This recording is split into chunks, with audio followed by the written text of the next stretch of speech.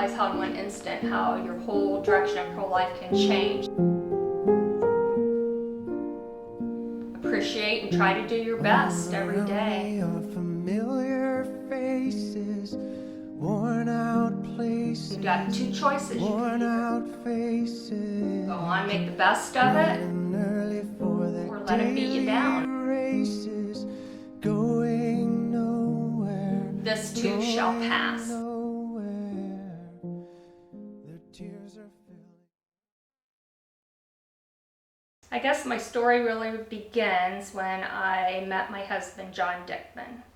And at that time, I was a senior in high school, and I was looking for a part-time job, and I had taken all secretarial courses in school, and this was like 1973, so we didn't even know what a computer was. There was an ad in the paper that a CPA in town wanted some help.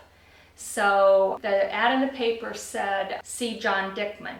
So I got all dressed up in my homecoming suit from when I was a homecoming attendant, and I went uptown and met with John Dickman. That's how I met him, and I worked for him.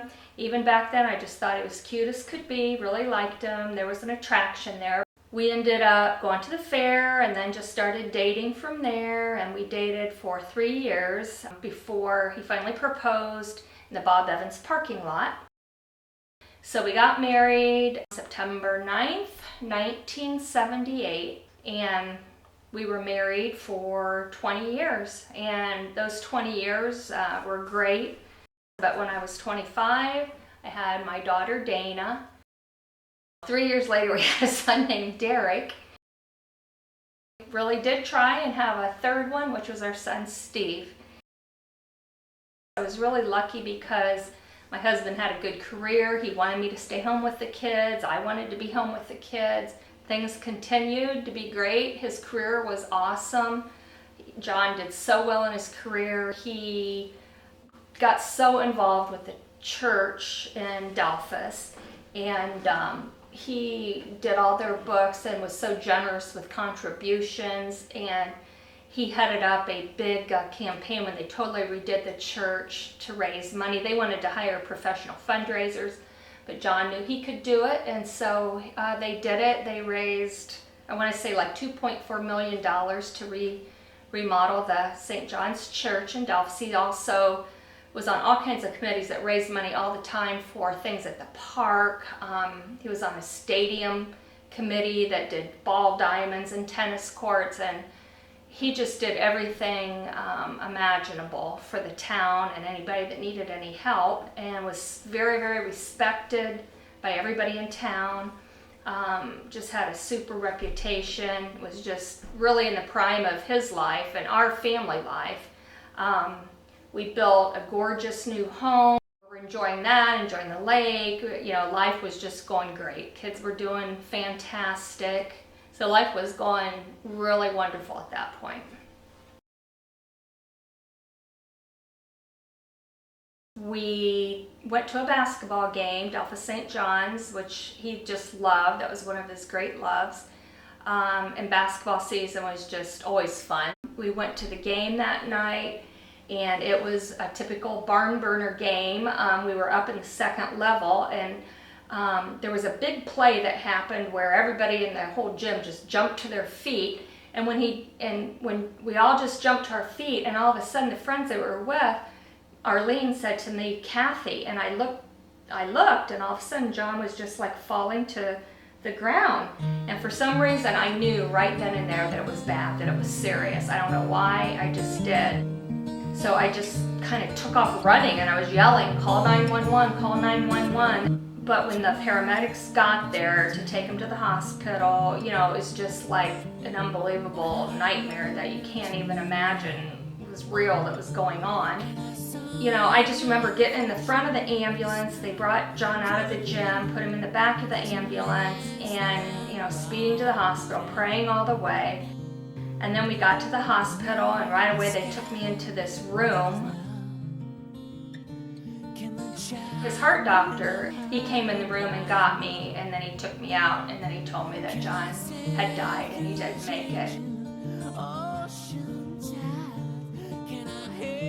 And I just couldn't couldn't believe it. I just remember like pushing him against the wall and telling him he had to do something. He had to do something, and you know, he took me in the room, and John was there, and he was just laying there.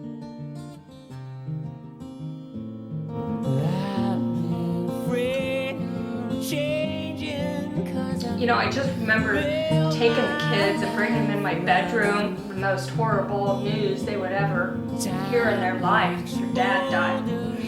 You know, just telling them that dad was in heaven, it was going to be okay. But, you know, we were just all in shock, and the horror of it just didn't really sink in for a long time after that. That moment, our life just changed forever. The whole direction of it totally changed. My life now is, everybody's life just totally changed direction at that point. Our life that we had before was just never going to exist again. After that, I think all of us were in shock, you know, for a really long time, and it doesn't always hit you all at once. You know, just trying to deal with the day-to-day things of all of a sudden, you know, John was a CPA and he took care of everything, and so all of a sudden here I was taking care of everything. We had a huge house, huge yard, 3 kids, but I really was always so concerned about the kids and worried for them, how they were handling it and how they were doing. Then about a year and a half after John passed away, I had a friend that wanted to fix me up with somebody. So long story short, this friend insisted on fixing us up. So we met, and we really kind of had an attraction. His wife had passed away also like 9 years before that time of breast cancer. So we'd been seeing each other about 5 months, and you know, it was fun, and things seemed to be going along fine. Well, I had a lump. I went over and they did biopsies, and they were going to call the next day, and Bill was with me at the house waiting for that phone call, and so I answered the phone, and they said, yes, it is cancer. And I just remember hitting the floor like, oh my God, this can't be happening. You know, the kids just lost their dad. You know, I got to be here for them. Because, you know, when you get diagnosed with cancer, you automatically think that, you know, you're going to die. I also told Bill, because we'd only been seeing each other for about 5 months, and he had went through a horrible time with his wife. She was sick for 3 years before she finally passed away from breast cancer. And, you know, I told him, I said he didn't have to sign up for that again. That's the part where I really know there's a higher power and God was intervening, because it would have been very, very hard to go through all that by myself.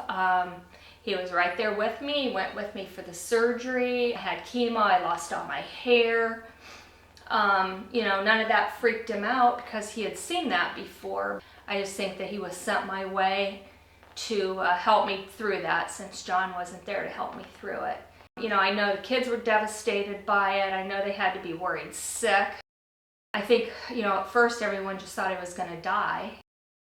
Let's see, that was in 2000, and it has now been January, it will be 11 years since I was diagnosed, and that's fantastic. I decided to check out the medical field. I checked out the sonography programs. The best one seemed to be at Kettering College. Then I did graduate, magna cum laude. During that time, Bill was always there. We dated all those years. And then when I was all done with school, after I was working, kids were raised, and then he asked me to marry him.